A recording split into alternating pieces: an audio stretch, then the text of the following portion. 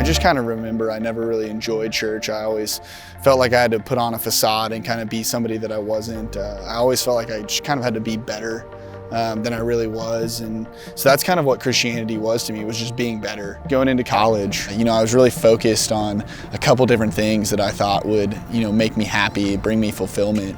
I wanted to achieve well academically, set myself up well for a career post-college. I, wanted to have a lot of friends, make a lot of friends, and be well liked by people, have people's approval. But fast forward to my junior year, and I kind of had everything that I thought I wanted. Had just been a rush captain. I was now an officer in my fraternity.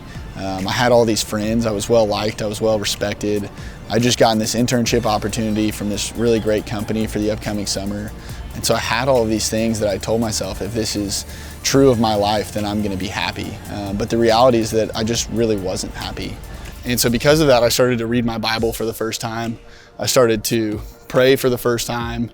I started to kind of ask questions, who God is, what that means for my life. And that's when I really thought that I'd become a Christian. But fast forward again to my senior year, and I'm having a conversation with one of my friends, and he's just telling me about how his life had been just radically transformed by his faith. And he asked me, hey, do you have a faith? And I was like, yeah, man, my faith is really important to me. And he was like, well, what does that look like? And I was like, I read my Bible every once in a while. I pray every once in a while. I go to church sometimes. And then he asked me, well, what would it look like for you to put God first in every area of your life? Your relationship, your career goals, you're going out and partying with friends. And I immediately kind of shot that down and started justifying everything that I'd been doing.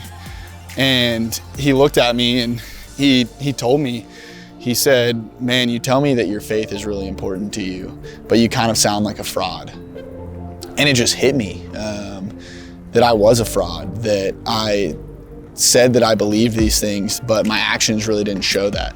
I said that I trusted God and had faith in Him, but I really didn't.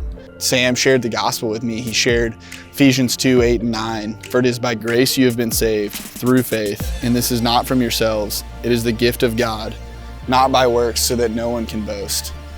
And I realized that Christianity wasn't about me being better. The God that loved me enough to send His Son to die on the cross for me wasn't a God that was trying to rob me of life or rob me of joy or keep good things from me, but that He was a God that wanted to give me life, that knew the best way to live and just wanted me to trust Him with that and trust Him with my life.